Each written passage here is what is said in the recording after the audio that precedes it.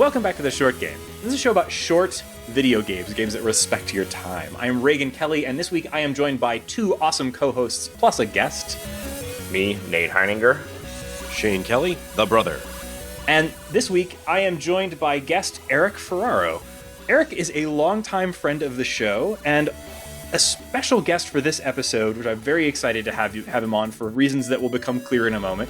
But Eric is the developer of Meteorfall, a really excellent roguelike deck builder game for mobile. And he's going to help us talk today about Slay the Spire, a deck building roguelike game for PCs and consoles and Nintendo Switch. So thank you so much for coming on the show today. Yeah, thanks for having me. So if you listened to last week's episode, you know that we've just launched a Patreon. You can go to patreon.com/theshortgame to support what we're doing here on the show. And any supporter at the $1 a month level or higher gets access to our Discord, which is where we talk about the games that we're playing in real time, have a sort of a video game book club that leads up to the discussions that happen on this show. So if you want that sort of behind the scenes access, if you want to come chat with us about the games that you're playing, if you just want to come make jokes about us in our presence, that's fine. Just do that. And at $1 a month or more on our Patreon page, you can come join our Discord, which is, we're really excited to start building that community. So we'll talk more a little bit about this at the end of the show. Yeah, I was surprised at the amount of people who seem to be paying us money simply to come in and make fun of us in our Discord. But you know what? That's fine. Whatever gets you into the community, we're happy to have you. It's been a ton of fun getting to interact with the people that have already supported us in the Discord, and just get to talk to more of you. It's already been paying dividends for the show, because I hope I'm not telling tales out of school, but Eric is one of our Patreon supporters, which is what put us in touch and got the ball rolling for this episode. So I'm very glad. Thank you so much, Eric, for supporting the short game, and thank you for coming on the show. Yeah, of course. I think it's important to support the community, especially podcasts like this that highlight in a lot of cases indie games and content. And like I mentioned on Twitter, I think it's great that you guys are highlighting short games, because as a person who has to work full time, I don't have as much time to play games as I used to, and I think you're doing a great service for the community, and I appreciate it. Thanks. Yeah, we love doing the show, and we're not out here trying to make a business out of this. We just want to expand the kinds of games that we're able to cover and try to highlight stuff that we might not otherwise be able to. Having even just a small budget for the show will help us do that more effectively, and we're really hoping for everybody's support. So thank you so much. I'm pretty excited to have you on, because I was a bit nervous doing an episode about this game, because I am extremely bad at it. This is not my genre exactly. But we've chatted on Twitter for a while, and I played Meteorfall as soon as it came out, when it was, well, I don't know if it was as soon as it came out, pretty early on, I think, a while back. And it was just exciting to have a contact who knows this style of game well enough to build one, who can come on and talk to us a little bit about Slay the Spire, which is getting a lot of positive reaction now that it's finally out of its early access period and out on Nintendo Switch. Yeah, I know with Meteorfall specifically, I got very, very obsessed with your game and beat it with every character that was available at that time. And I think we've actually talked about it on the show multiple times. At least I know I have, because I really, really enjoyed it. And then when I was actually playing Slay the Spire, I was like, oh, this is like Meteorfall. That was actually my like connection to previous games. And so it's really exciting to have you on, not only to talk a little bit about your game, but also to talk about, this game.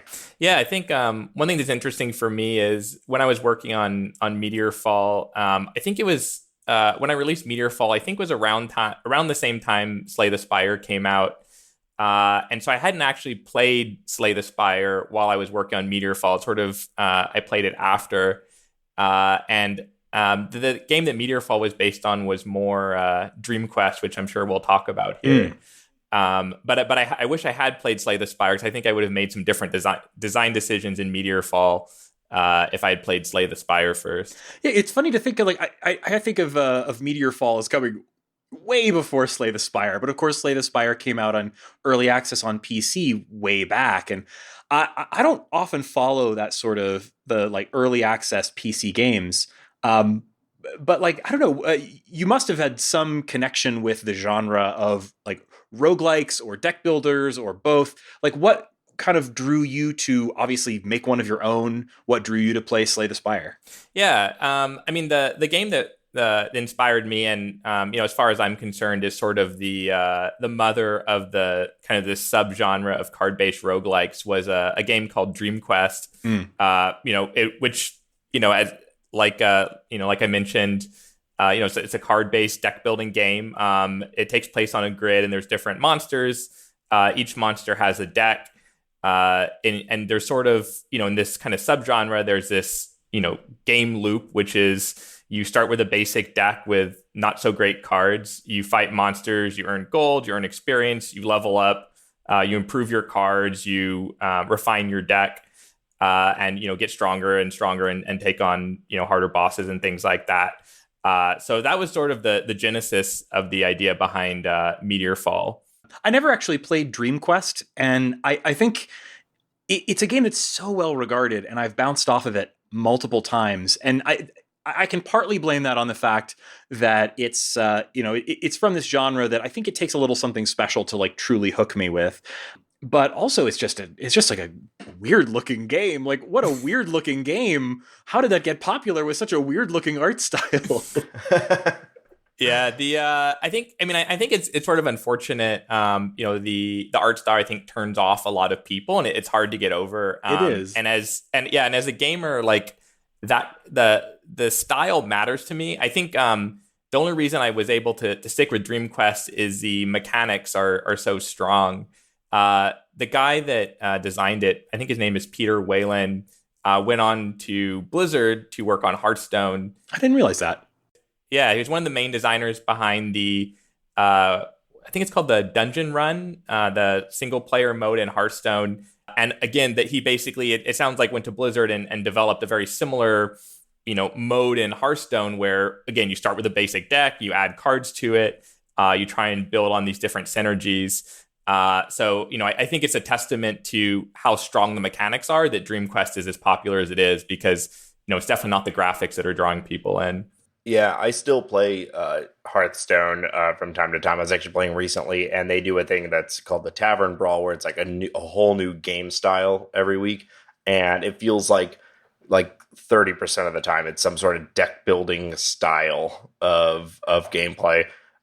It's also it's interesting too, because like to me the vast majority of my deck building experience has come from actual like physical card games. And I've played several of the video games, but mostly like obviously Dominion. Mm-hmm. Probably my number one experience with deck building is Dominion. Right. There's another one called Star Realms, which is a big fan of, and then I talked about it on the last board game episode. But like that genre has exploded in board games as well. So using deck building as a means to control a more classical game style like Crank, which was like a dungeon crawling game using deck building as its mechanics, similar to like how Slay the Spire or Meteorfall is sort of like that dungeon crawling or just monster defeating game. And in Slay the Spire, it's almost like a turn-based tactics game using deck building as its mechanics.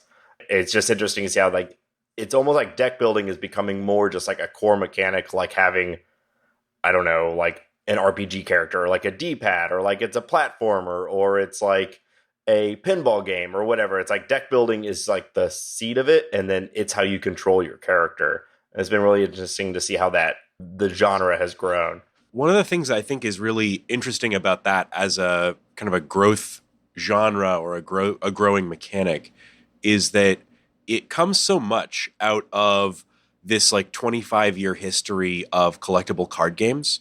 I grew up playing Magic the Gathering, and I still play it pretty regularly. I've gotten very much back into it these last couple of years. And when Dominion came out, I really think Dominion was the first game that really took that collectible card game managed randomness element and turned it into something that was, in a box ready to go, and where the deck building itself was part of the gameplay. So that was like a huge innovation right there. Yeah. And what is kind of interesting to me is how well all of that, which has this, multi-decade history of being multiplayer, how well all that adapts to single player experiences. So, everything up through Dominion, I can't remember exactly the first time I played something that had deck building in a single player experience, but it is becoming more and more common. Yeah, and something I think is really interesting about that is as that deck building mechanic that I assume it originated with things like Dominion. I'm sure that Dominion wasn't like absolutely the deck builder, but like it. I think it is. Well, even if it is, that's a case where like a mechanic from tabletop games has made its way into video games without sort of filing off the serial numbers. What's sort of interesting to me about that is like, you look at tons of mechanics, like look at things like D&D. The mechanics originated on dice and paper and cards and boards and all of that. And when that mechanic makes its way over to video games, the physicality of like rolling dice gets abstracted away into, click on a thing and watch the numbers pop out of it and it dies. And you don't have to think about dice, and you don't have to think about like managing a character sheet in the same way that you do about something like a role playing game or board game mechanics. Usually just sort of make it into games. You're not thinking about the like moving chips of cardboard around when you're playing Civilization, but like card and deck building made its way into video games without dropping the cards. It's still cards, which I think is kind of surprising. I wonder why that is. Like no one's sort of filed that off. It's not that it should be. I think it's cool, but like I think people like cards. But I think that's the whole point of it, though. Like, so I think whether it was Dominion or not, though I'm pretty sure it was like anyone who's been into collectible card games knows that like the actual game of playing your deck against someone else is only like half the thing, right? Is like making your deck, building your deck, putting together like the optimal strategy, and then seeing it in fruition was like the whole thing. It's from start to finish. And so when they, whatever genius first figured it out was like, well, what if we actually just make a game that is about that? And it's like, oh yeah, that is actually, for a lot of people, the more fun thing about collectible card games was making your deck. It's certainly not the spending money part.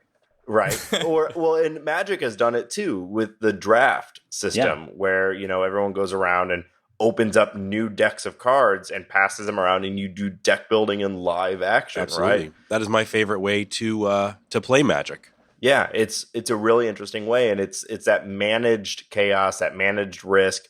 You're right, most video games sort of obscure it, but every game you're sort of setting up systems, you're sort of creating your character to be able to react in a certain way or whatever to handle whatever thing is in front of you. And it's generally obscured, but like the nice thing about deck building is it is like a constant sort of instant gratification. You're like, yeah, I put that card in there, and now I pulled it, and it was great that I pulled it. It's fun now. And then I'm going to shuffle my deck, and like, I'm going to get it again, and I'm going to get it again. And it's like a constant reminder when it's going well of like, yeah, I know what I'm doing. I made a little machine that is like crushing whatever version of a deck builder game that I'm playing, whether it's Dominion and I'm trying to like get like money and like defeat my friends, or it's Slay the Spire and I'm trying to like gain attacks and attack power and blocks or things like that. You're just like constantly reminded of your own decisions.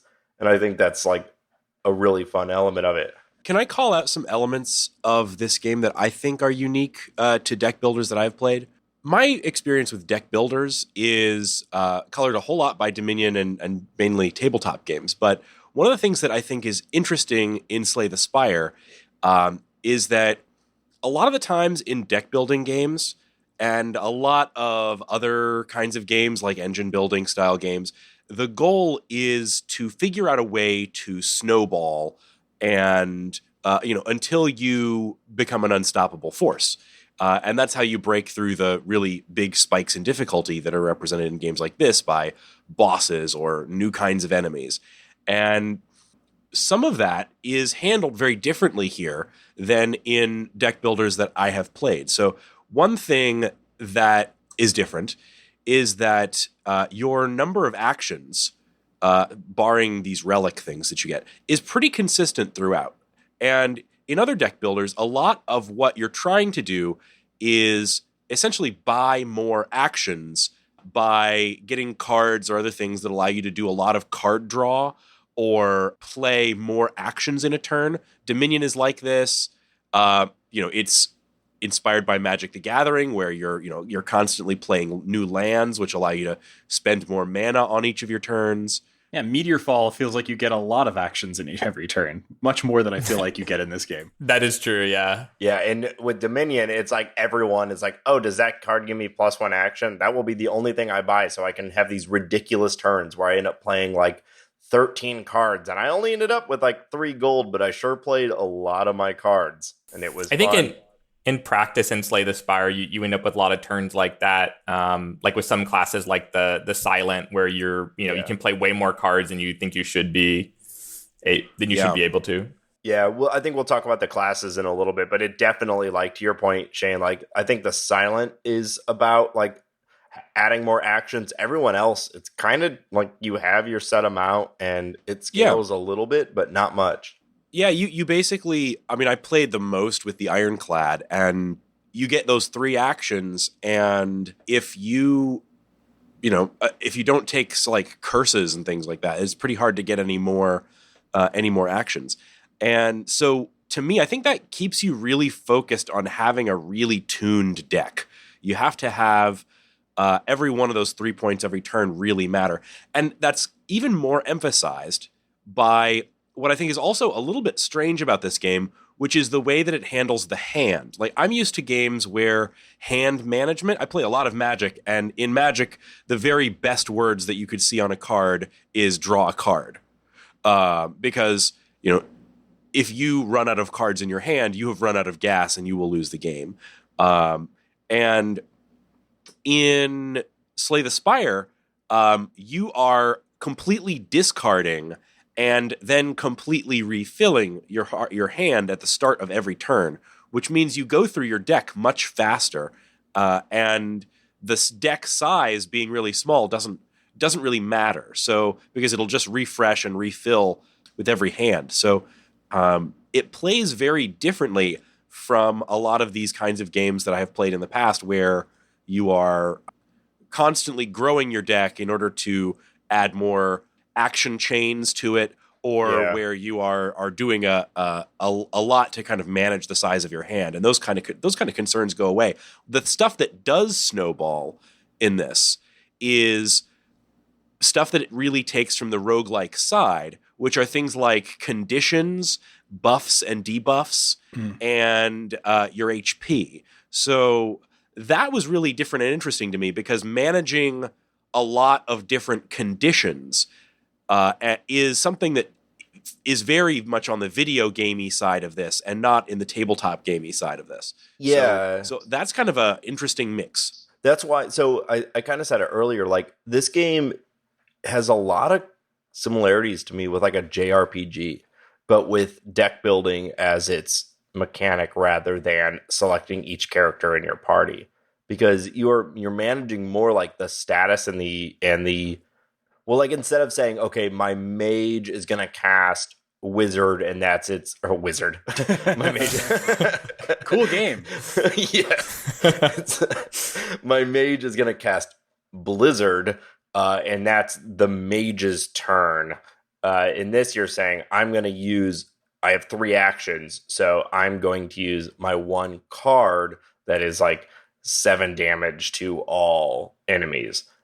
Or maybe I'm going to do this 1 card that applies vulnerability to the enemy that makes it more impacted later. It's a standard debuff. And so you're managing like characters, but you're also managing like the overall battle and the overall scene. Whereas a lot of deck building, it's like each turn is its own little moment. And whenever you're done with that moment, it's done. You discard. Like Dominion, it's like you go as far as you can on that turn, And when you discard, everything you were doing is done and gone, and that's it. And then you do the next turn. This way is like you're managing like a party, but the party is one character, and then your tools are your cards. I think you mentioned JRPG, and I think that's a good comparison. And I think it also sort of highlights what is kind of interesting about this genre, which is that in a JRPG, often you kind of just pick one strategy and kind of stick to it, like your mage cast fireball or whatever. But with these deck builders, you have to be a lot more thoughtful about creating that engine that will allow you to overcome the challenge, the order you play cards. So I think there's a lot more strategy, in terms of the actual battle compared to most JRPGs. Yeah, and you're constantly doing like tiny little head math, right? Because it's like, okay, I have 3 actions, I have 6 cards, and I've got 3 things that are trying to attack me. One of them is going to do 5 damage, but he has 2 health. One of them is going to buff its partners, and it has 20 health, and another one is going to attack me for 15, and it has 12 health. And it's like, okay, I could focus all my attacks on the one that's going to attack me for 15, use all my actions to kill it, but that'll actually reduce the attacks that are coming to me because I'm killing the thing that's about to do 15. That's going to be my whole turn. I'm going to use only attacks, or I could use only blocks and kill the thing that is going to just do 2 damage, which will ultimately swing the fight in my favor because now I'm only dealing with 2 things and I have extra attacks for late. It's like that constant little, you're adding up constantly what's incoming, how do you mitigate what's incoming, and how do you maximize what's outgoing. Can I call out something that I think is worth mentioning about what you're describing there, which is in this game, you have not complete, but very good foreknowledge of what the enemy will do on each turn. I think that's really valuable to this game. Being able to understand what your opponent is going to do allows you to really strategize with your cards in a way that I don't think other games of this style really give you. I haven't actually. I apologize. I have not played your game, Eric, but it sounds like everybody else has. I don't know if that's a feature in yours, but I think that's really. It reminds me of a game that we loved from last year, Into the Breach. Yeah, I was about to say the same thing. That perfect knowledge of what the enemy is going to do, which turns a fight into a bit of a puzzle because it becomes about mitigating and gaining incremental advantage. Whereas, if you don't know what the enemy will do, then it becomes a little bit more about playing with caution and being more tactically smart. But in this, it's more about just sort of trying to play around what the enemy is going to do, which I think is an interesting way to handle this kind of combat. It's not quote unquote realistic, but because nothing in this game is realistic, but it really does play well. I think I think that's like a really critical feature, and probably one of the most important innovations in the game is having that perfect info. One of the developers did a talk at GDC about the different systems they tried and how they ended up landing on this particular system with perfect info.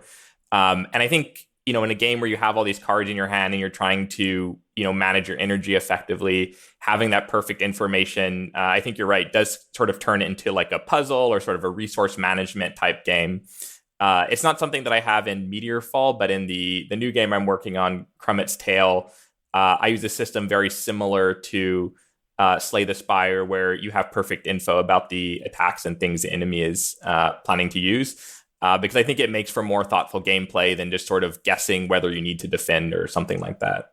Like, I also think it's just like, it's more fun, right? So if you have cards that only do block, and you are going to spend an turn not knowing whether that block is worthwhile or not, if you play that and then they don't attack at all, you're going to be like, well, that was stupid, right? So instead, every decision you make is going to have the consequence that you decided on, right? So you are in control top to bottom. We kind of talked about it all throughout, but I think probably the thing that set this game apart from games like this the most right off the bat for me was how defensive it is. The mechanic of it is pretty simple. You can play attack cards or you can play defense cards.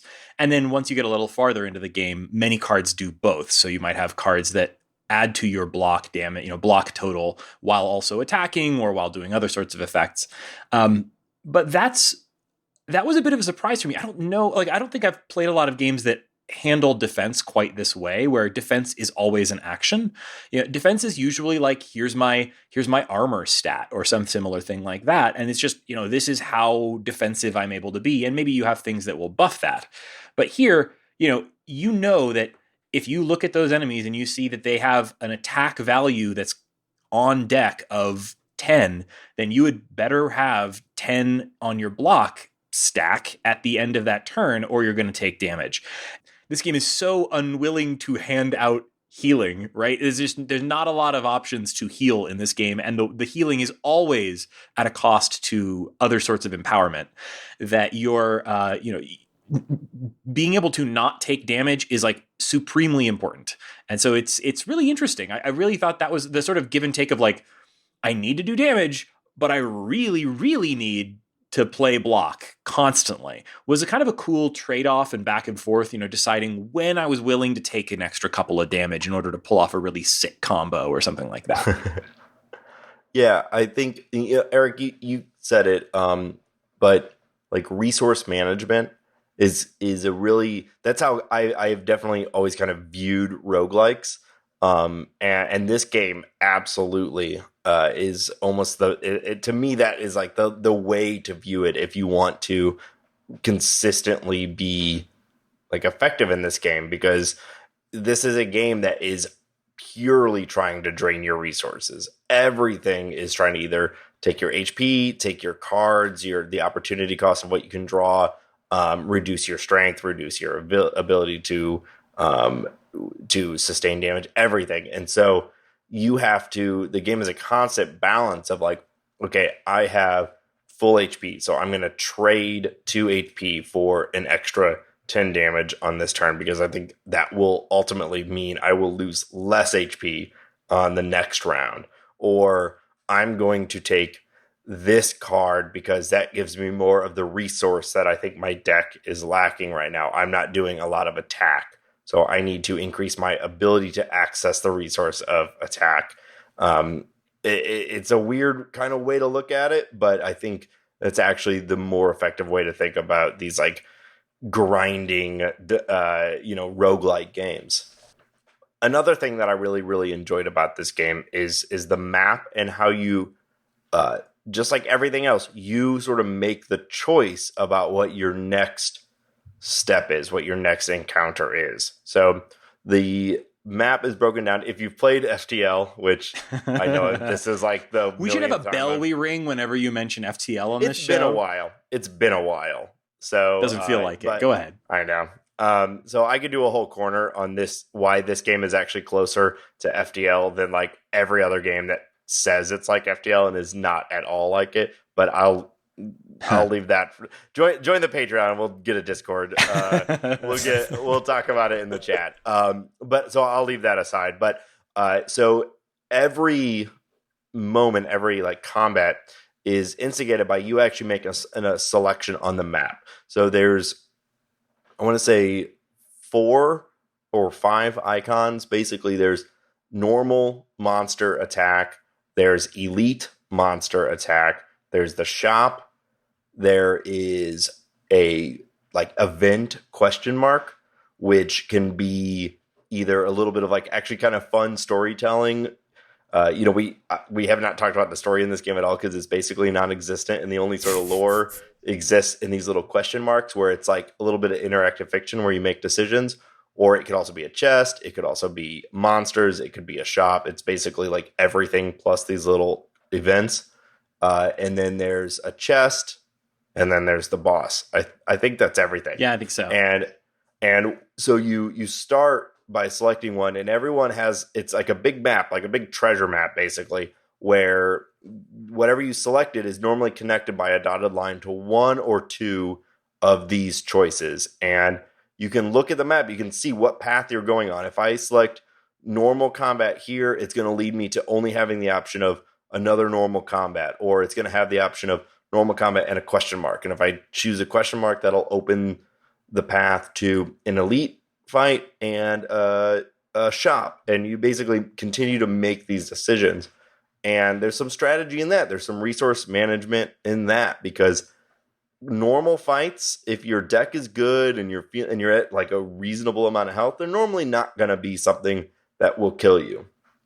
Enough of them in the row will drain your HP enough where maybe you die from them, but a single individual normal combat shouldn't really probably kill you if you're at a good spot. An elite may take you, even if you are at full health. If you're not feeling good about your deck, they may kill you. So you make these decisions constantly based on your resources. Am I at full health? Do I feel good about my deck? Can I take on an elite? Or should I go to the question mark and see what random event I get to see if maybe it makes me better? Or have I collected a lot of gold? Every time you kill a monster, you get gold. Should I go to the shop and maybe buy some more cards or potions or relics and things like that? So every bit of the game, and it's another thing I was talking about earlier, you're making the choice. Like, some of it's limited. You know, it's not like every single turn you can say, I want to go to one of these 5 things. But you can see the entire path for the entire act, and you will have the option to sort of build your path and make that decision. I love the relics in this game, the relic system, which I it's pretty simple. Like, mostly you get them through either buying them in shops or you get them through those random events. And the random events were often the most fun ones. But the relics all have sort of just like a persistent effect on your gameplay. And they're not usually super OP or anything like that. But cumulatively, like over the course of a run, you can get, looks like, 20 relics, like a lot of relics if you're kind of hunting them out. And they all have little effects on your gameplay. And that was probably the biggest deciding factor on runs that I had that went well versus runs that didn't go as well, was these sort of persistent, passive things, powers or buffs or what have you that I would get from relics. So there'd be little things like I remember I got a relic that automatically healed me whenever I picked up money. And it's like, well, actually, you pick up money a lot in this game. You don't get a lot of health when you do it. But if you have that relic, every time you pick up money, you get a little health. That made a huge difference on that run. And that can be little things like that. They can be things that, the very first turn in a combat, you start with 1 extra energy. Or the very first turn in a combat, you start with, 1 extra card. Or at the end of combat, you gain, probably some extra health or something like that. Little things like that. They're not usually big transformative things to build an entire run around, but they are always something that, like, once you see how it synergizes with the rest of your deck, you can plan around them a little bit, and they all cumulatively, once you get a lot of them, can make a huge difference in your run. I think it's worth mentioning, like, we're not getting into the nitty-gritty of individual relics and cards here, because this game is very big. The gameplay itself, like the map, is probably the most claustrophobic feeling piece of the game. The decks are very, very customizable. There's over 250 cards in the game across the 3 classes.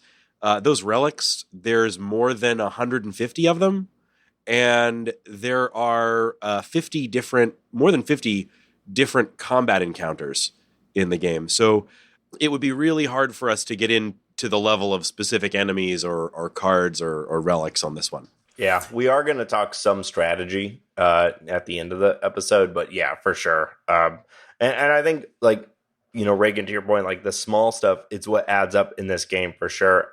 Also, I'll say killing elites guarantees you a relic, and so that's like the reason why you may pursue killing one of them. Money, and you get a relic. You also get a gold pack that includes 3 rare cards. So, like, another way to think about how, like, things add up. So I got a relic that adds 4 block at the end of every turn. Well, a basic block card adds 5 block. So what that meant is, on a normal turn, instead of playing a block card, I could play a different card. And like that in and of itself is huge. That opens up the door for me to be able to play an extra attack or an extra skill card or power card or something like that. And over the course of 50 rounds, 50 combat encounters, each consisting of 4 to like 12 rounds, like that stuff is going to add up over and over and over and over. And that's the sort of snowball thing where you're actually reducing the amount of other things you need to do, where you can just focus on like damage or whatever it is you need to do. Yeah, I think the relics are probably one of the most important parts about Slay the Spire. Earlier I was talking about how important the perfect info was, and I think the relics are sort of the second piece of that puzzle. What the relics force you to do is take a look at cards you've already seen before, but through a different lens. So a card that's not that good, on its own, you might get a relic that synergizes well with it. So it forces you to think about, whether that card is worthwhile. I think one good example of this card that I was playing with earlier was there's a card I think it's called Backpack. Basically, you can draw a card and discard a card or something like that. And so if you have like a curse or some other negative card in your deck, you might look at that card in a different light. You might say like, hey, I can discard this curse so it's not hurting me at the end of my turn or something like that. But yeah, I mean, I think, with a game like this where you're constantly like replaying it again and again, I think having a system like Relics that, allow you to think about things in a different way, I think is really important to helping the game feel fresh. Yeah, for sure. So a game that I had a victory on the other night where I had a relic that for every curse card I had in my hand, which are generally just objectively bad, right? It's a card that you pull when normally you would pull a card that is helpful. This is a card that is hurtful, right? Like can't get much more bad than a negative when it should be a positive. However, this relic meant for every curse card I had in my hand, my character had permanent +1 strength. And for every strength, it's 1 more damage. And I ended up winning with 4 curse cards out of, I think my deck was 23 cards, and 4 of them were curse cards, which is a pretty high percentage.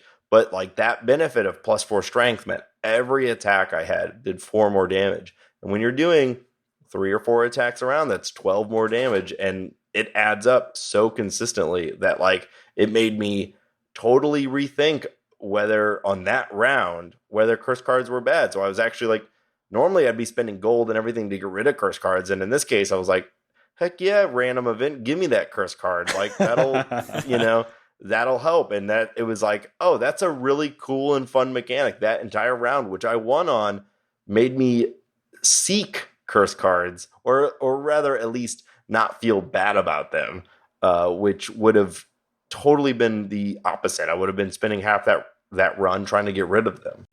Yeah, I think I think that's a great example of looking at things through a different lens. And I do think the game would probably be repetitive. After a few rounds or a few runs of going through, you'd see the same cards again and again. I think the game would feel kind of plain without it. So it's a pretty neat system. Yeah, I do think the relics are probably the largest source of variety in the game. Shane, I think you said that there were 250 possible cards across. I may be wrong about that, but that actually isn't that, like, compare that to freaking Magic the Gathering. Like, that's not a large number of cards. And you do see this, like, there are, in some ways that's a big help. You do see the same cards again and again.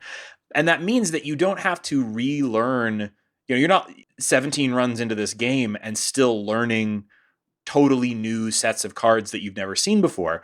It's got a small enough number of potential cards that you can draw on that you can kind of comprehend it as a whole and understand what some of the potential synergies and so on are without necessarily having to have those cards in front of you. So I think it's really smart that these relics, they're not part of the card system, but they do add a lot of variety while still letting the game kind of keep the total card pool manageable enough that a human can comprehend it. Unlike something like, 20 years of Magic the Gathering, or even a single year's Magic the Gathering set is a lot to comprehend as a human being. Yeah, and you get them all when you buy the game. Right. Duh, totally. So Yeah. that's helpful. I think we should also probably talk a little bit about the 3 classes in the game. And I did play all 3, but I was doing poorly enough at this game that I decided to focus on one. So I played almost exclusively the very first class you get, the Ironclad.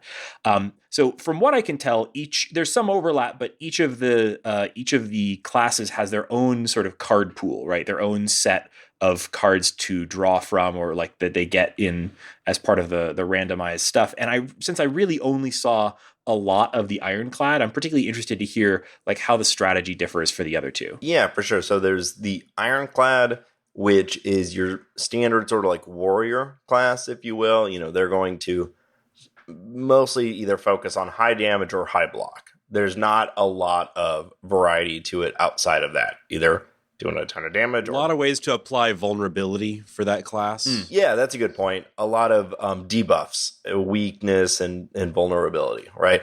Maximizing the way that you deal damage or minimizing the way that you receive damage.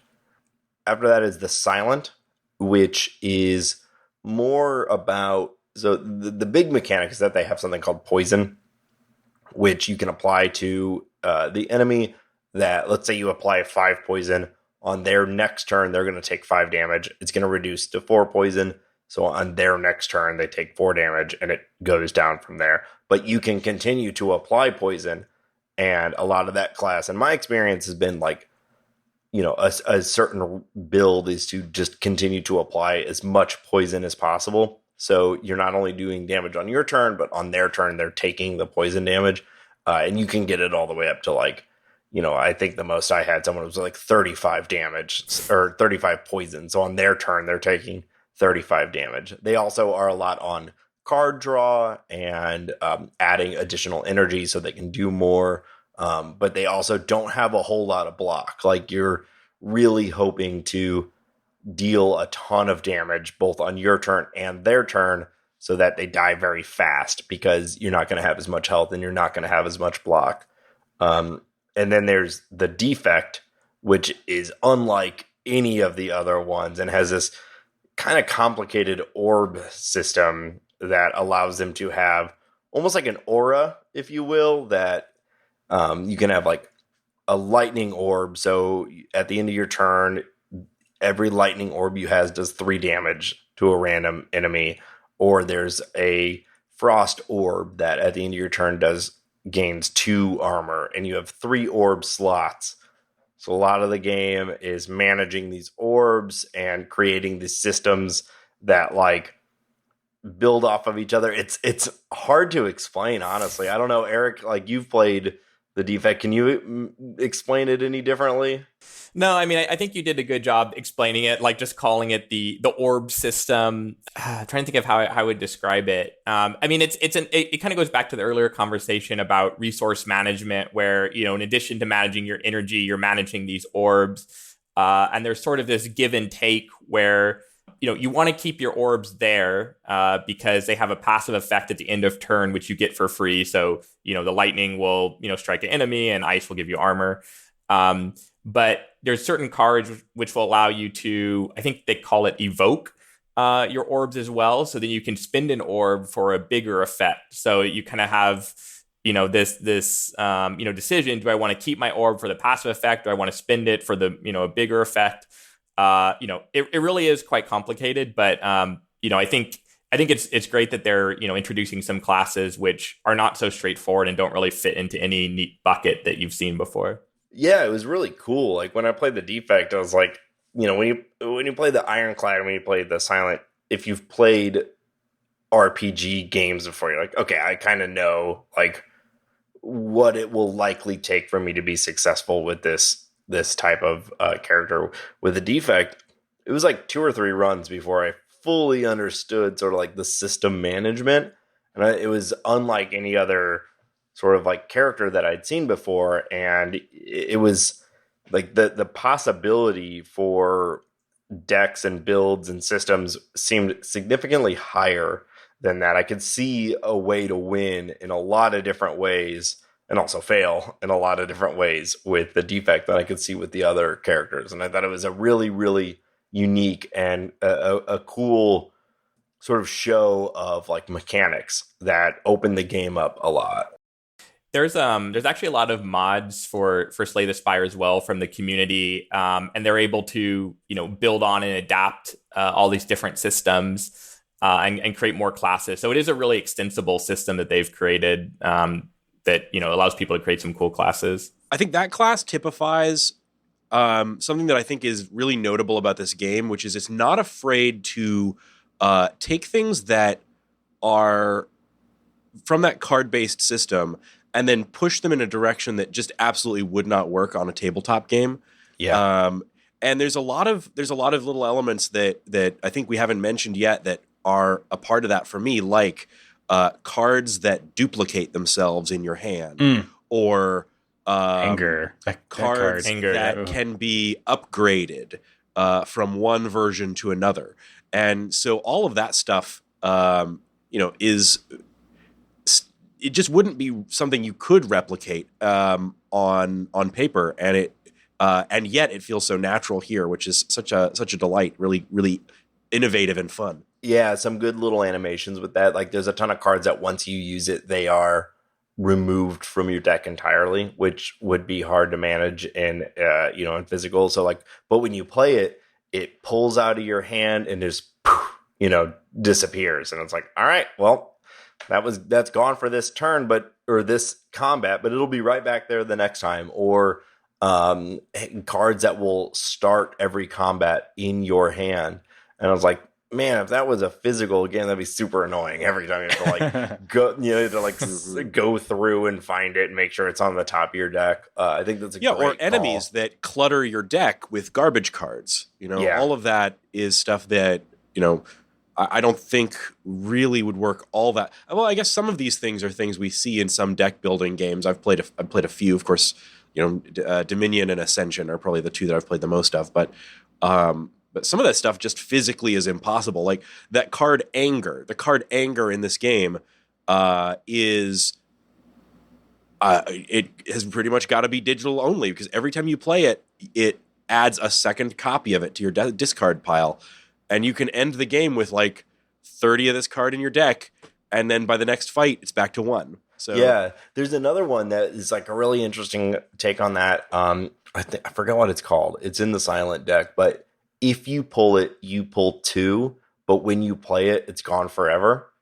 So if you only have 1 in your deck, when you pull it, you'll pull 2 of them. But if you play both of them, it's gone.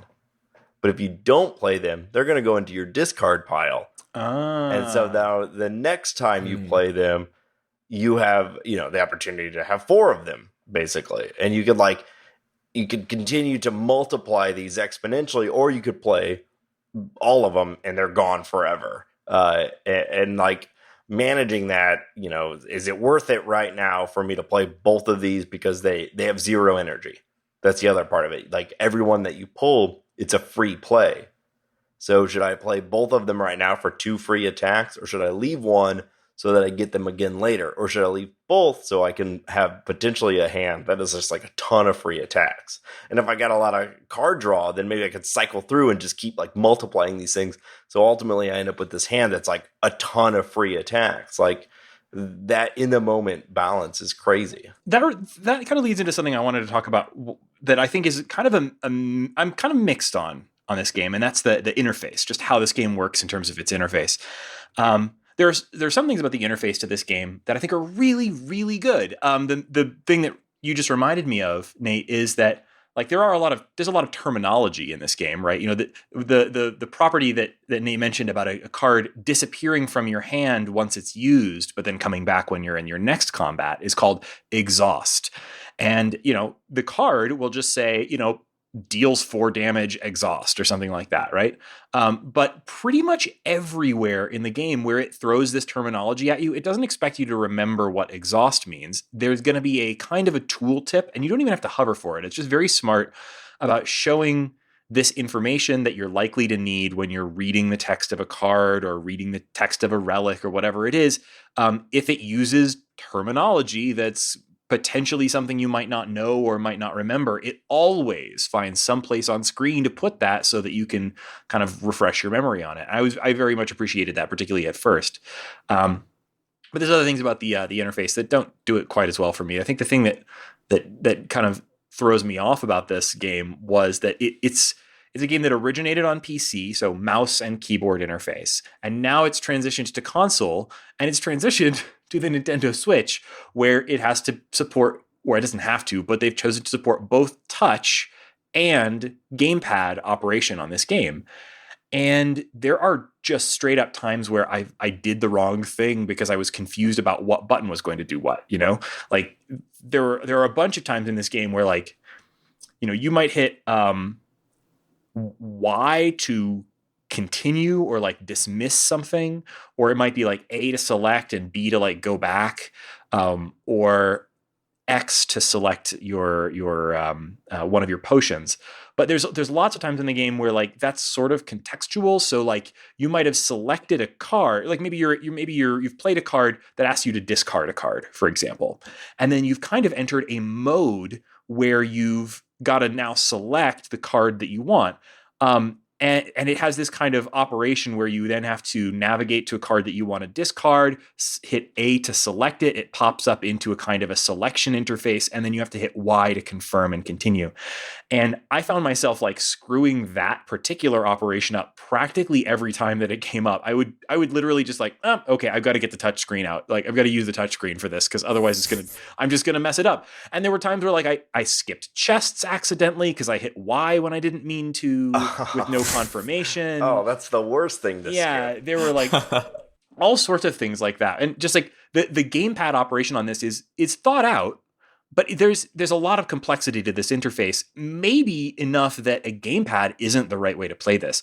So I found myself reaching for the touch screen on the Switch more often than I usually do on the Switch. What was your guys' thoughts on, Eric, what are your thoughts on like how your interface in your game was like a marvel of beautiful simplicity of like the swipe left and right. I actually don't know whether you came out before or after Rains. Definitely after Rains. Part of Meteorfall, like I mentioned, was inspired by Dream Quest. Mm-hmm. The other was inspired by what would Rains look like if it were more of a game and less of a story. Because Rains is more of like an interactive fiction than a game. Right. And so I was like, oh, what if we made like, one of those game books, like the old school game books, like Choose Your Own Adventure style, but mixed it with Rains. So yeah, Rains was definitely first on that. Yeah, I love that about your game, and the just sort of absolute elegant simplicity of that swiping mechanic. And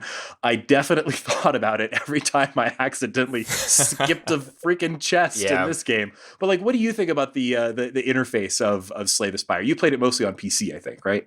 Yeah, I played it mostly on PC. I think you covered it pretty well. I haven't tried it on Switch, so it's hard to say. I can say that, with the game I'm working on now, I'm sort of encountering kind of a similar problem because Meteorfall was mobile only, but the new game, I'd like to have it work on PC as well.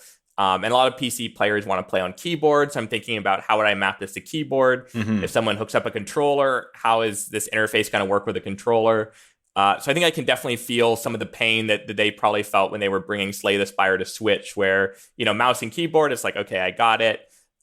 Thinking about like a D-pad or controller, like it opens up a whole can of worms in terms of UX issues. Yeah. The only thing I did have one time where I skipped my entire turn by accidentally hitting Y when I had full energy. Every other time I have encountered what you're talking about, Raygan, after you've done a fair amount of runs, like the sort of, input combo that you need to do to like select a card, discard it or whatever, like it becomes pretty natural. So, but I definitely hit Y one time when I thought I was trying to do something else and I skipped an entire turn. I was like, well, that is horrible.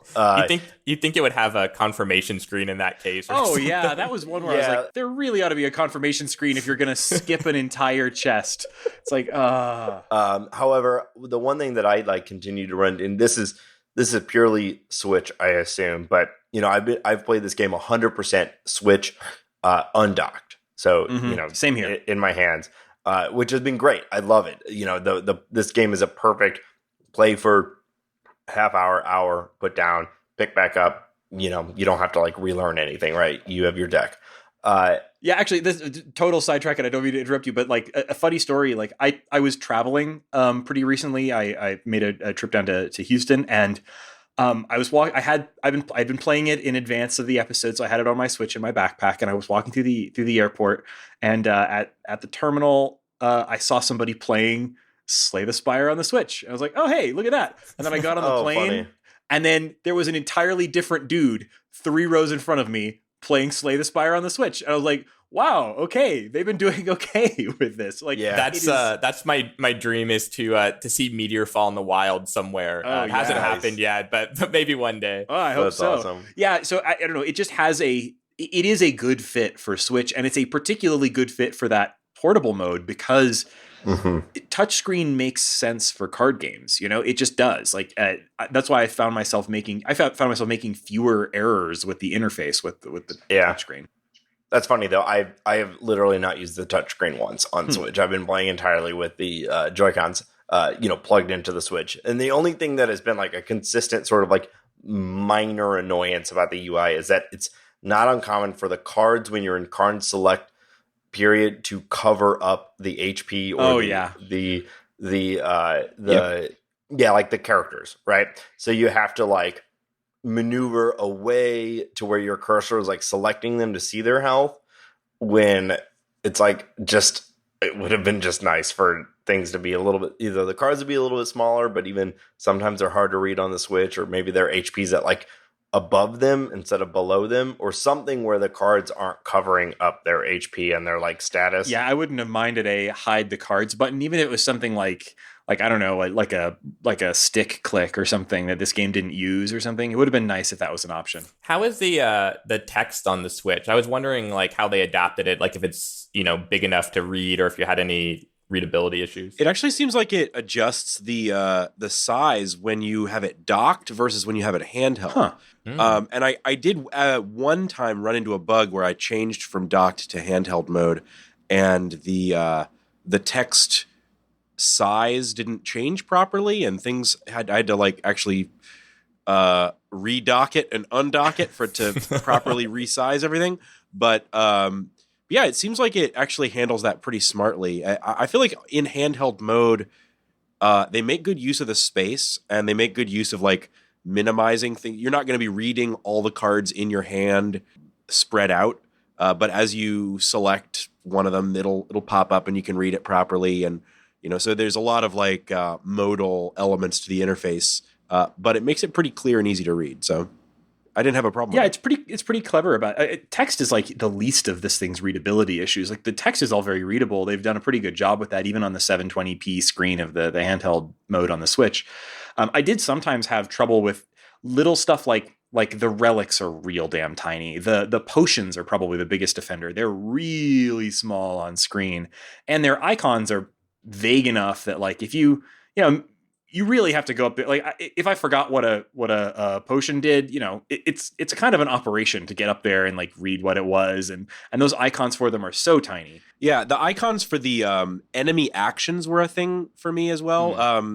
Like if I didn't happen to know what a blue blob with a green squiggle on top of it meant, then I had to make sure I selected that enemy, which when you're docked, it means pressing like up, oh wait, I'm in the menu, down, oh wait, I've selected myself, right, oh wait, there's 2 ranks of enemies, okay, this is the one. Yeah. Okay, and now I can go and select a card or something. So, yeah, I think this is a game whose UI benefits enormously from mouse over, which is not a thing on handheld. Or not on touch screens, anything. I did start thinking as this game went along, like, wow, this would be better on my iPad.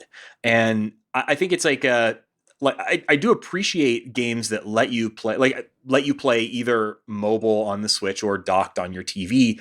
And honestly, like almost every Switch game I've ever played, I've switched back and forth. That's sort of the thing of the Switch for me. Like I love playing on my big TV and sitting back on my couch. And I was never tempted to do that once with this game. This game just naturally felt like a thing to hold in my hands. Maybe that's because it's cards. I don't know.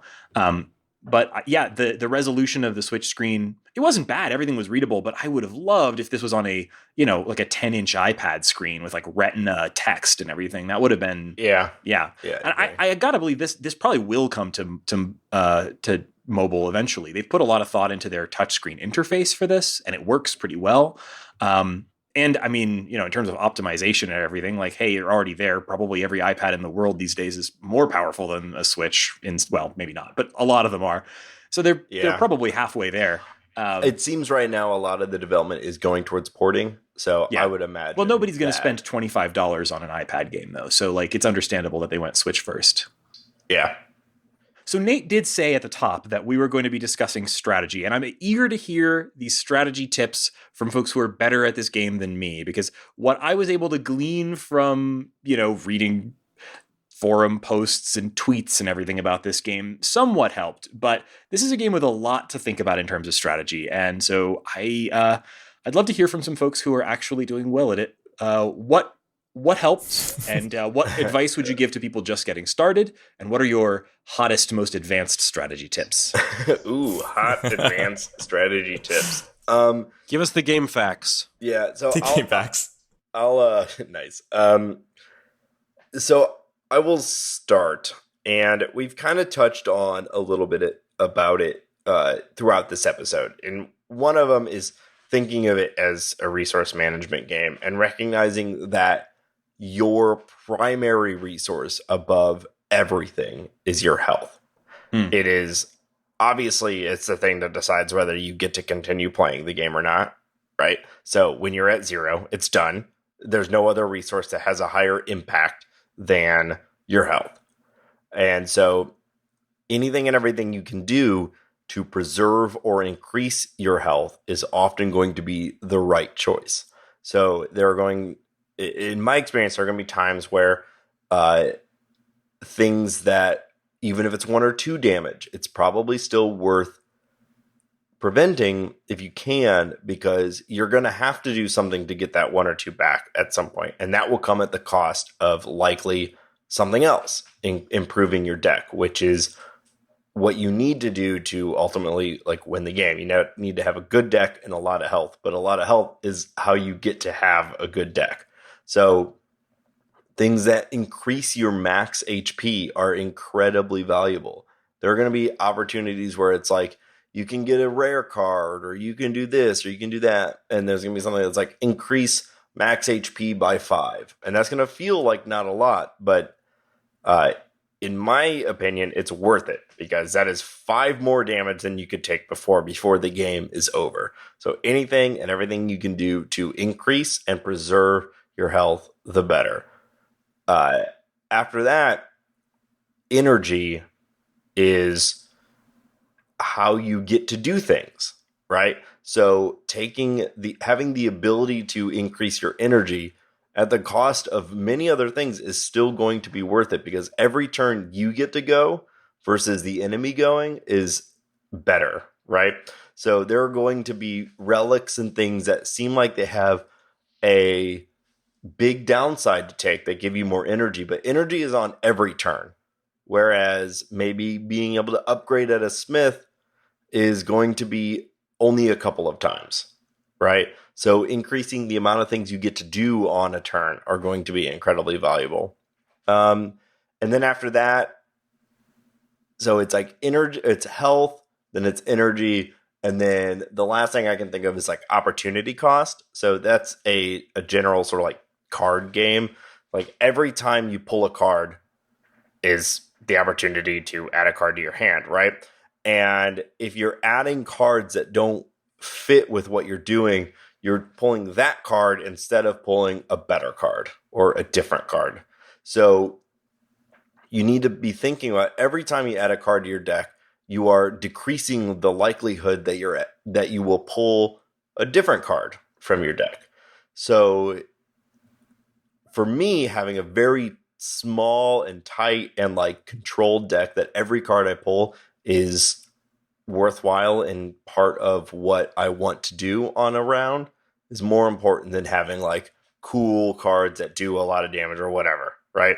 So I found myself the vast majority of time, after every time you kill a monster, you have the opportunity to add a card to your deck. I was saying no like 75% of the time. It's like, I think that's like a common beginner mistake. And that's just good advice for deck builders in general, is to be really thoughtful about what you're adding. Like, in a lot of games, adding something is sort of a bonus, like, a prize that you get at the end. But in deck builders, you could ruin your, quote unquote engine like that. Instead of having a small, well-tuned deck, you have a bunch of, random assortment of cards. It's not going to cycle very well.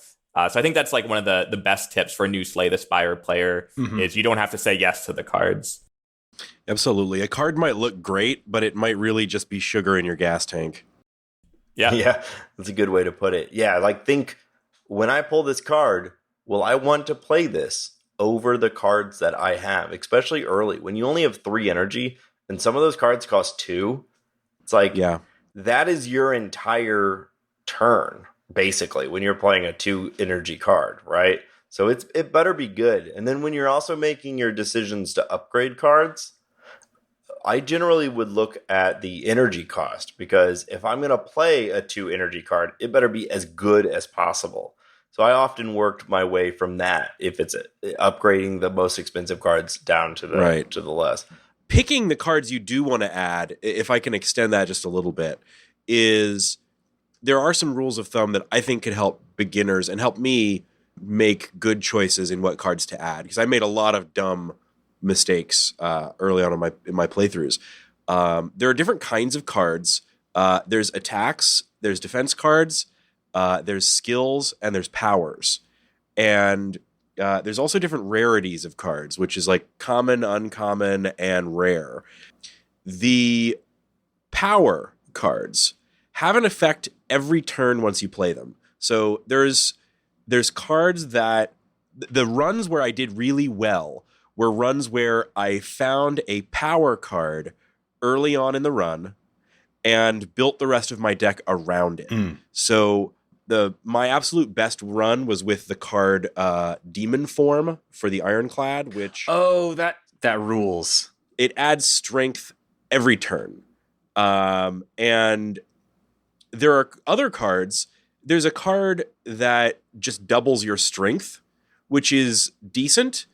But if you don't have a reliable way to gain at least some strength, it's not great.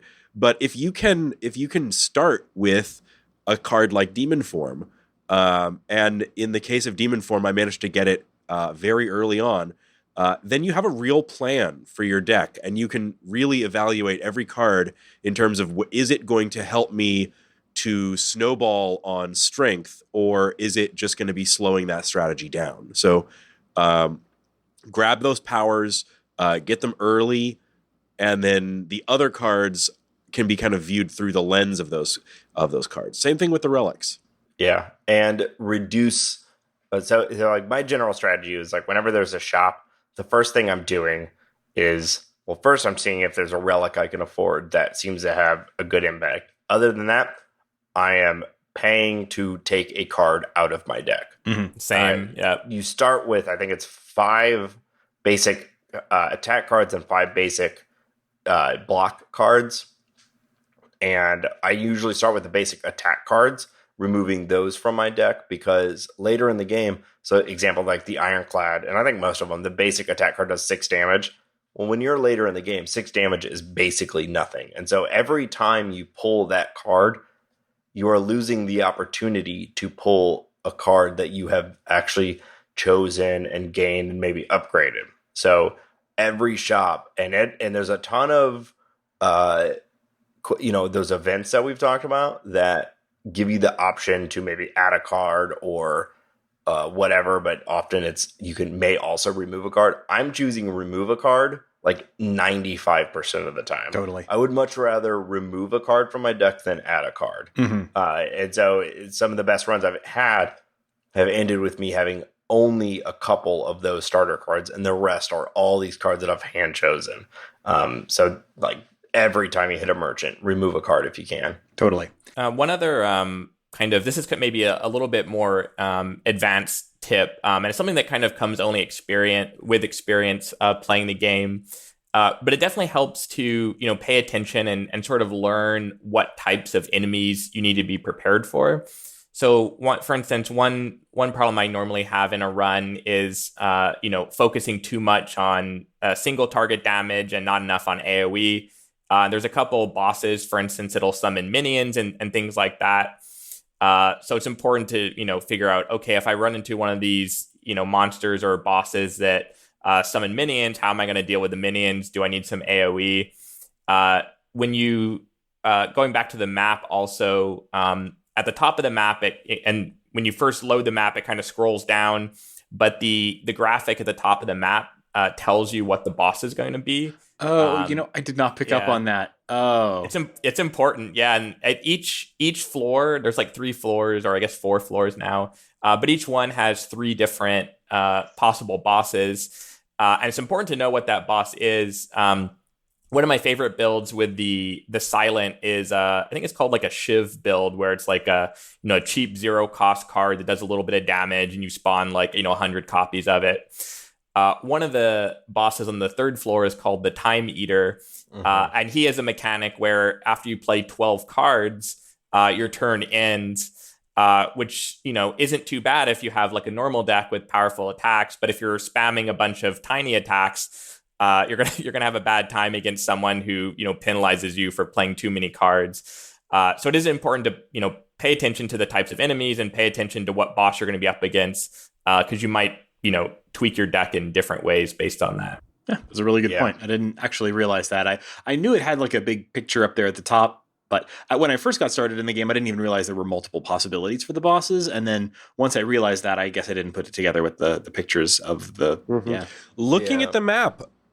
Looking at the map ahead of time, very, very important. You can plan your route up, and having a path all the way up there that includes the right number of elite enemies and the right number of campfires and things like that, I think is definitely something you should be doing. Yeah, and so we haven't really talked about potions and won't go too much into it, but like use them. Like anything you can do to gain the edge in any single combat, you should do. Don't hold on to that stuff. Example, there's a potion that gives you 12 block.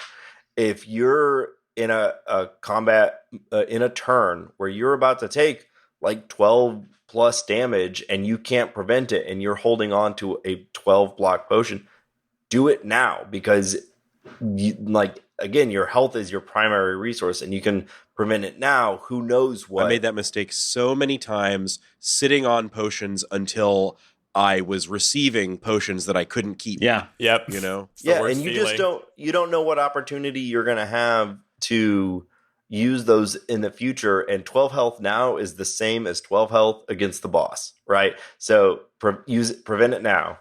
Years of playing, too many JRPGs has sort of taught us to hoard our potions, because you never know when you might use one.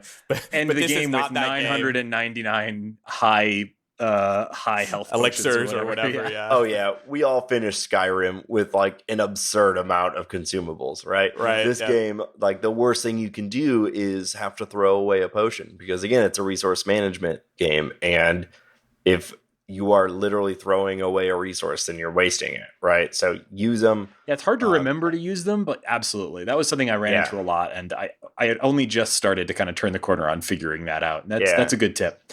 Every turn should be, how do I, like, my general mindset was, can I mitigate, can I reduce the amount of damage I'm going to take to 0? If so, I do that. Then I apply damage. If I can't reduce it to 0, reduce it to as much as I can, and then do damage. And like the game, almost every single enemy will have sort of a cycle between attacks and then like buffs and things. And so you just reduce the damage, and then on turns where they're not going to attack, that's when you like waylay them. Now there are a few monsters, and this would be more technical, where like it's going to benefit you to like kill them as fast as possible and just like eat the damage. but like 90 That big red dude. the big red dude, that's the one I was thinking of the Yep. most. He's like a big like looks like the devil with a big axe. Goblin That Knob, one, I think. yeah, that one actually, you actually just want to deal as much damage as possible until it dies. Like basically everything else, you want to reduce the damage you're going to take to 0, because it's like everything is just chipping away till you die. And also because you know what's about to happen. This is one of the most disappointing thing about this game is the feeling of helplessness when you see that they're attacking you for 12, you have 10 HP, and there's literally nothing you can do except for hit Y for next turn. One thing I think is pretty remarkable about this game is, we talk a lot about having, bad RNG and not getting the cards you want and stuff like that. But, the players that are really good at this, like the people playing it on Twitch, can win pretty consistently, even on the high Ascension levels. And I don't think we talked about Ascension on this show yet. No. But it's, basically a kind of increasing level of difficulty. And anyway, so you have players that, win, more or less every time. And so, I think it is possible to, get good at this game. It's not, it is a card game. Randomness is going to be a factor, but it's not as big a factor, I think, as it first seems. Yeah. And that's the other, like, the bigger picture strategy. And this one definitely comes with time. But, like, you have to take what comes to you rather than trying to decide what is good. So, we were talking about earlier, like the example I was giving, like where curse cards suddenly became good, right? Like you have to adjust your strategy to where curse cards are now good, and you can adjust everything. And instead of going in like, okay, I am playing the silent, so this run, because the silent uses poison, I want to make sure that I use all poison. Well, there are going to be builds with the silent that use very little poison. You just have to deal with what comes your way. So we're about to move on to our classic segment, What's Making Us Happy This Week. But before I do that, I want to take this opportunity. I mean, we don't often have folks like Eric on the show. And I wanted to, first of all, just say, like, I'm very excited about your upcoming game, Meteorfall, Krumit's Tale. And I mean, I liked Meteorfall a lot. I was not, I not my genre, so I never beat it. But I know that folks who love this style of game, like Nate, like absolutely were all over it. And I was very charmed by its art style and everything. And I'm excited to see a new game with some new mechanics and everything. I wondered if you take a quick second, tell us a little bit. First of all, when is it coming? Do you know? Yeah. And also tell our listeners a little bit what to expect. Yeah. So the first game we released was called Meteorfall Journeys. And that one's already out there. The new game is called Meteorfall Krumit's Tale, and so as the name implies, it also takes place in the Meteorfall universe. I wanted to create a new game in the same universe to kind of build on the unique art style and lore of the characters and things like that. But I didn't want to just do a complete sequel, so I started thinking about different mechanics and things like that. So Krumit's Tale is it's also like Meteorfall, it's also sort of a deck building roguelike game. So it has, a very similar game loop where, you start with some basic cards and you kill monsters and you get gold and you get better cards and get a better deck.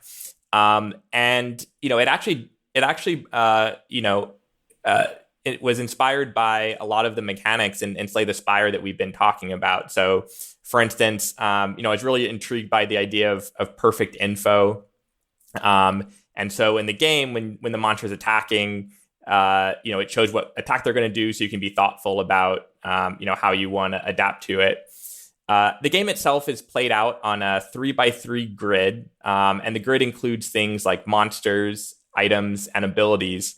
And the way that dungeon is constructed is it takes the monster cards, which are part of the dungeon deck, and it shuffles all of your cards into that. So your items and abilities that you've acquired, it shuffles them out and lays them out on this 3x3 grid. And so as you fight monsters, you gain gold and can pick up tiles, items, and abilities from your dungeon to put them in your inventory.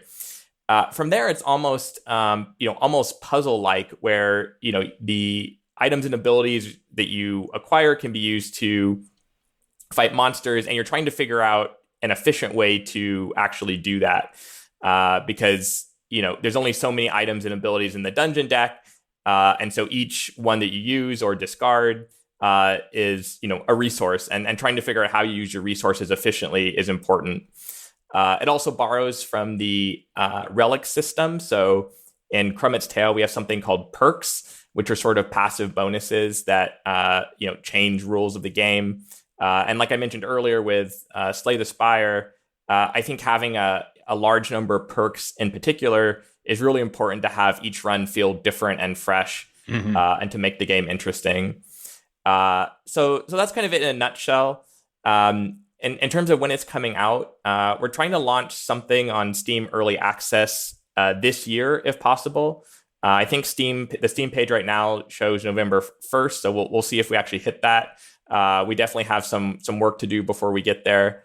But we plan to do that. Part of the reason for early access was, with Meteorfall, since it was released about a year and a half ago, I've continued to do updates and iterate on it. And I think the early access model it kind of aligns well with my philosophy around development, where I think when you first release something, or when you're first designing a game, you're in some ways you're designing the game, and in some ways you're also just learning the game at the same time as the people playing it. So, for instance, in Meteorfall, a lot of the original cards that I created, I think they're quite boring now compared to some of the cards I've developed more recently. And I had the benefit of a lot of like fan input, and just playing the game more myself. I got better at the game and sort of understood what cards were good and what made a card good or not.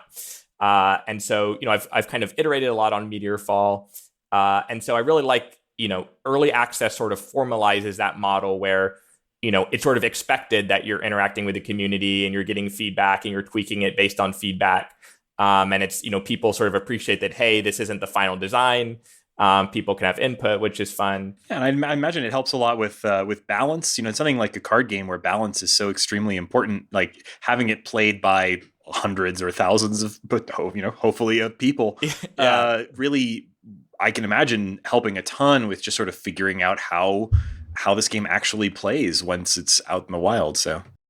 Yeah, I mean, it's one of the hardest parts, and where I get stuck a lot is on the balance. Like coming up with a new card is easy. I can probably implement a new card, like 20 minutes or so.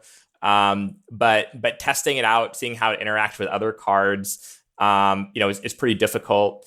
The other thing is, and when you're playing your own game that you just designed, you're also not very good at your own game, and so it's hard to tell if something's overpowered or not, strong enough or something like that, because you just don't know, what's good. And you sort of learn that along with the people playing it. So, I think having that input's really important. Yeah, that's exciting. And it clearly was a model that worked well for Slay the Spire. They spent years in early access, and when they finally released on Nintendo Switch as latecomers, felt like, wow, what a complete game that sprung fully formed out of nowhere. Yeah. I think another thing that really helped with Slay the Spire, and part of the reason I was interested in early access is for like a small indie game, one of the most important things is just getting people to know that you exist. Probably a lot of people could potentially be interested in a given indie game if they knew that it was out there. But getting that visibility is important, and having something like early access where you're sort of building some momentum and hype and a fan base, I think is really important before you get to the full release. With Meteorfall, I didn't do early access when I launched the original one on mobile, but I did have a pretty big beta community of, I think, like 200 or so testers. Most of them I recruited from the Touch Arcade forum. And I had this built-in fan base who would, go evangelize the game on different gaming sites. And I attribute a lot of the success, the initial success, especially of Meteorfall, to these beta testers who kind of went out and spread the word about the game and got it on people's radar. So I think there's a lot of benefits both in terms of balance and feedback, as well as just having fans that care about the game. Yeah, well, I'm really looking forward to it launching. I can't wait to check it out, and I'll definitely be there for the early access because I can't wait to hopefully be a little better at this at the future game than I was at Meteorfall. But I'm very excited about it. So we have a segment at the end of our show here, I mentioned a moment ago, called What's Making You Happy This Week? And you can guess what it's about. And Nate, what's making you happy this week? Sure. So keep it short, keep it simple. So one of my favorite musical artists, Chance the Rapper, put out on Spotify. Finally, I mean, I already had these, but it makes a difference to me when it's on like easy streaming services. Put out his first two mixtapes or albums, 10 Days and Acid Rap. They're on Spotify now, and that has been making me so happy listening to almost nothing but that since they came out. And he's got a new album coming out next week. So big fan, and finally able to easily listen to the earlier stuff has been great. You know, I've never really been turned on to Chance the Rapper, but now that you mention that, I will go and check it out now that it's on Spotify. Yeah, start with Acid Rap. That's my favorite album. All right. So pretty cool. That's awesome. The thing that's making me happy this week, it takes a little bit of explaining. I'll try to keep this brief. Nate and I have had a whole conversation about how I'm very into retro games. I'm into retro game hardware. My whole approach to that stuff is that like I was, we did okay, but I was not the richest kid that I knew when I was a kid. But now that I'm an adult, I get to basically have the toys of the richest kid that you would have ever known back in the 90s. That's the exciting, wonderful thing about being an adult, right? But one of the things that I always wanted when I was a kid and never thought I would be able to have for various reasons was a Neo Geo. Neo Geos, if you aren't aware of them, they were an extremely there was a arcade system, so you have Neo Geo arcade cabinets with fancy expensive arcade hardware inside, and also there was a home version that was functionally identical, and the games were shockingly expensive. So, and they're still shockingly expensive today. The Neo Geo AES, the home version, was hundreds of dollars. Each game cost several times what a game would have cost for the Sega Genesis, my equivalent at the time. They're very, very expensive, and they've only gone up as the collector market has caught on to them. But so I thought I'll never own a Neo Geo. And then I saw a video on YouTube recently, which I'll link to, from a YouTuber called Smoke Monster, who's kind of a good guy to follow if you're into retro game hardware. And he's talking about how actually, I mean, yes, Neo Geo stuff is very expensive, but if you know what to look for, you can get a Neo Geo setup that's pretty good for pretty cheap. And so he turned me on to the fact that you can go on sites like AliExpress and get a very bare bones Neo Geo board shipped to you from China for between $30 and $60, which is crazy cheap. And then games for the Neo Geo are shockingly expensive, but the arcade versions are usually cheaper than the home console versions. And there are now knockoff Chinese multi-carts, which are mostly bad, but fine if you know what to expect.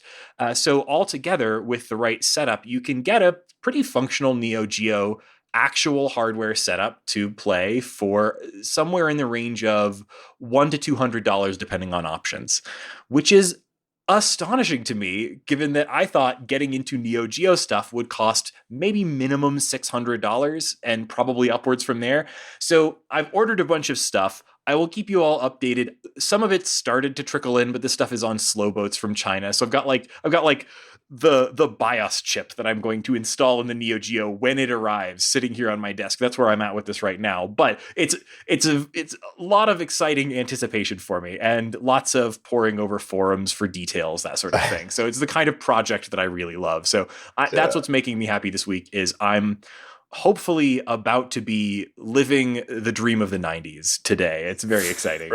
Raygan, you said you're going to keep us all updated, and I'm so glad, because I don't think I'm going to be able to sleep until I You're telling me how this all comes together. Yeah. Do you have to like build it yourself? Like you talk about a BIOS chip? Is it like yes, assembly required? So like, you're buying a bare board, right? And so it doesn't have things like power input. It doesn't have things like controller inputs. So you need to buy what's called a super gun, which is the coolest name for a fairly mundane thing. A super gun is a thing that you connect a standard arcade board to that kind of replaces all of the other hardware that would be part of an arcade machine. So it gives you a video out to plug into your television. It gives you controller inputs to simulate the arcade hardware, like control panels and so on. So that's probably the most expensive part of this whole setup, is buying a super gun. But then I get to be someone who owns a super gun, which sounds very cool.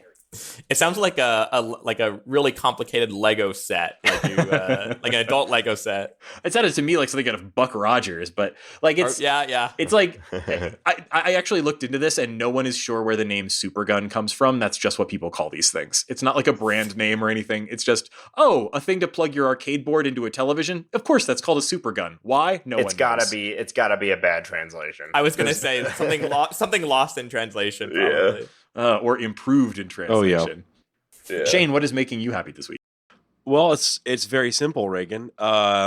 This last week, I found an excuse, a reason to rewatch the movie The 36th Chamber of Shaolin. And that is making me extremely happy this week. Rules. The reason is, with my Dungeons and Dragons group, I've got a monk, and I know I've got a training montage in my near future for said monk. So what do? You rewatch the 1978 Hong Kong Kung Fu film that basically creates the training montage as a cinematic masterpiece. And for those of you who have not seen the 36th Chamber of Shaolin, this is a movie about a young student who his family and his loved ones are caught up in a rebellion against the Manchurian government, and there's these corrupt and brutal government officials that are killing his family and friends and destroying their village, and he seeks refuge in a Shaolin temple, and he believes that if he can learn the secrets of Shaolin Kung Fu and share them with the people, then the people can defend themselves against this brutal Manchu government. And most of the movie is spent with him basically going through the 36 chambers, the 36 lessons of Shaolin Kung Fu, and then going on to found the 36th chamber, which is him teaching the masses and leading a rebellion. The movie absolutely rules. It kind of creates the genre of Kung Fu films. I have not watched it in many years, and going back to it was really, really nice. I get to, see all of these crazy scenes again, like, he's in a dark room and they have a beam of light bouncing off of all the different rotating pillars, and he has to strike each rotating pillar. There's a lot of tremendous gimmicks in this. Really, really, really great gimmicks and really awesome fighting sequences. So I honestly can't recommend this movie enough. Awesome. I have to check that out again. Eric, what's making you happy this week? Cool. I had two. One I'll mention quickly, and then one I'll chat a little bit more about. The first one was the HBO show Chernobyl, which I thought was really interesting. I don't, one of the reasons I listen to short game is because I don't have as much time as I used to. And one thing I like about Chernobyl compared to other shows is that it's a short show. It's only 5 episodes. You don't have to watch 10 seasons to find out what happened. So, you can get through it in a weekend or something, but it's very well done. And I thought very informative. So that was one thing. The other is the game Underlords, which is the Valve version of Auto Chess. One of the reasons I like it, and it's actually kind of relevant to this show, is that it's also kind of a deck builder kind of game. And so, you start with a small army and you're trying to build it over time and come up with synergies between the different pieces. It took me a little bit of time to get into the auto chess genre. I thought it was kind of stupid at first, with, this placing units and having them fight each other. I didn't really get it. After sticking with it a little bit more, I found out that it's actually pretty fun. And so I've been playing a lot of Underlords. That was kind of my impression of the auto chess genre at first too. Do you think Underlords is the place to try that genre out? Is that the starting point for people who may be skeptical about it? It's hard to say. I think I might start a religious war if I say one auto chess is better than the other. Yeah. I have other friends who like Teamfight Tactics, which is the League of Legends version. One thing I like about this version of auto chess, Underlords, is it's playable on mobile and PC. So some of the other auto chesses are PC only or mobile only. I'm not sure if this is the only one that's playable on all the platforms, but it is very portable, which I like. I think if anyone is trying to get into the games, one thing that helped me was just reading about like builds that are effective. So, similar to Slay the Spire, having knowledge of the mechanics and what's actually good and kind of working towards that while you're learning the game is helpful. And so, a couple of short YouTube videos helped me get a better understanding of, how to play the game and start having fun with it. I actually did not know this was on mobile, and now that I know that it is, I'm much more inclined to give it a try. I'm probably going to check this out on my iPad tonight. This looks awesome. Sweet. Yeah, let me know how you like it. Yeah, cool. Well, thank you so much for joining us on this episode of The Short Game. You can find our show on the internet at www.theshortgame.net, where you'll find a contact form. You'll also find links to our Patreon. I mentioned it, hopefully, at the top of the show.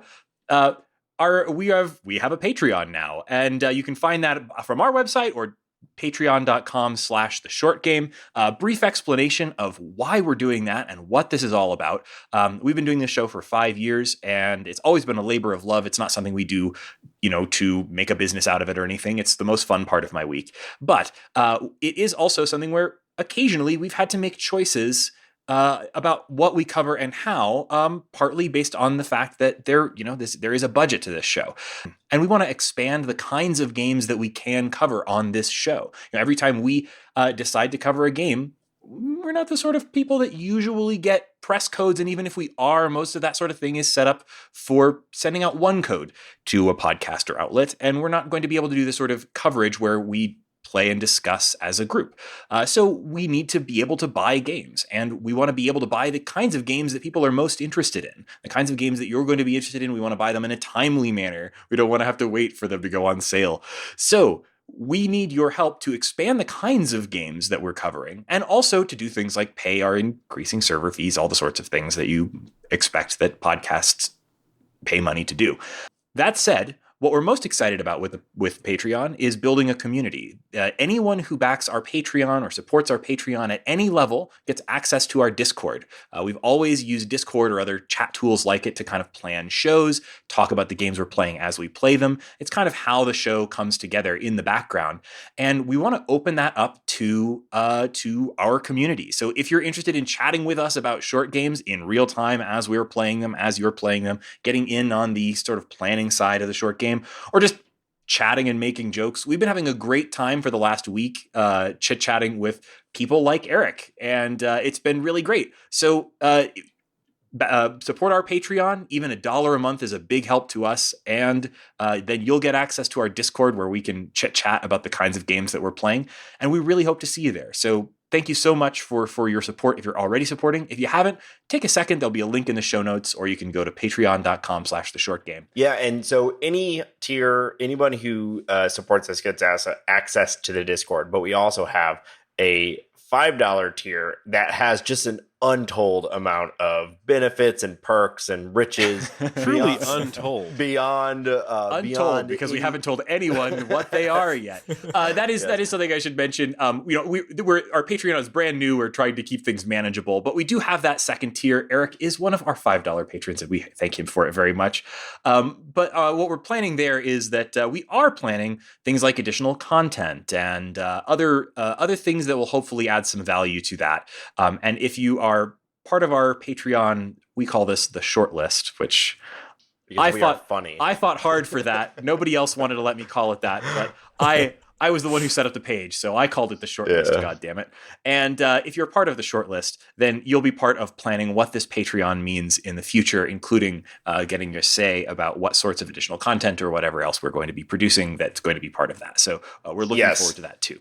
And included on that list of, again, untold amount of benefits is a shout out on the show. So I have to take a moment to shout out Michael Smith, Jeremy, Eric Ferraro, and the person known simply as Simple Beat. Thank you all for joining the short list. It truly, truly means a lot to us. Thank you. It really, really does. Particularly this very first week. Like, this is, big support. So thank you, Eric. Thank you, everybody else who's backed our Patreon. It meant a lot. It really did. Yeah. When I saw how well the Patreon had done in the first week, I shouted, "Mom, I made it!" I keep telling everyone, well, as a professional podcaster now, my responsibilities have changed. Yeah. So. Yeah. I thought the Discord has been pretty fun so far. When I first read the perk of getting access to Discord, which is a common perk for podcasts, I didn't know if it was just sort of like a general chat or something, and I guess I was pretty surprised that it was actually like the planning channels that you guys are using to coordinate and talk about the stuff. It's not like hey, you're just chatting with other patrons and stuff. You sort of get to see how the sausage is made, so to speak, of planning the episode, which I thought was pretty fun and informative. Yeah, and I mean that this is a kind of a book club style podcast, and that's sort of where the book club meets. So if you want to be part of that book club, thank you for supporting us. So you can also find our show on the web at www.theshortgame.net. You can find our show on Twitter at _shortgame. You can find me on Twitter at Raygan K. That's RAYGANK. Nate, where can people find you? On Twitter at NateSTL. Shane, where can people find you? You can find me on Twitter at 8BitShane, but mainly you can find me on the Discord. Yes, actually, of course. You can find us all there. And Eric, where can people find you and your games? Yeah, so I'm on Twitter as Slothworks. Works is spelled WERKS for some unknown reason that I decided a long time ago. So that's one place. I'm on the Discord as well. I'm also on Reddit as also Slothworks. We have a Meteorfall subreddit, which is a great place to talk about the game. We have a Discord as well. Meteorfall journeys can be found on iOS and Android. And for Krumit's Tale, we have a Steam page up. If it looks like something you'd be interested in, wishlist it. The wishlists do help us get visibility. And Krumit's Tale will eventually come to iOS and Android as well when it's fully released. Yeah, and I can't recommend the first Meteorfall highly enough. If you like Slay the Spire and you want something like it to play on your phone, I think it is one of the best possible options for that. And it is $3.99 if I remember correctly. Yeah, I played an absolute ton of it. I think I beat it with all the 4 main characters, and it was satisfying the entire way. Yeah. So it was awesome. It's sort of it's sort of like a Slay the Spire light. It doesn't have quite the same depth, but it's a portrait mode game. It's playable in one hand. You can get through a run in like 20 minutes. So I've heard a lot of people play it during commutes or when they have a break or they're waiting in line at a store. So it makes some compromises to fit into that format and time span. But I think it's a great light version if Slay the Spire is something you enjoy. Yeah, I reinstalled it in order to kind of refresh my memory of it in order to talk about it today. And I immediately fell back into it and I was like, oh, no, wait, I have to play more Slay the Spire. But it was a tough choice there for a bit. So I drive to work. Can I play it during my commute? Well, you could probably play without looking at the screen. So you might be able to. I don't know how well you'd do, but You heard it here. Give it a try. Report back. So thank you so much, listeners, for joining us on this episode of The Short Game.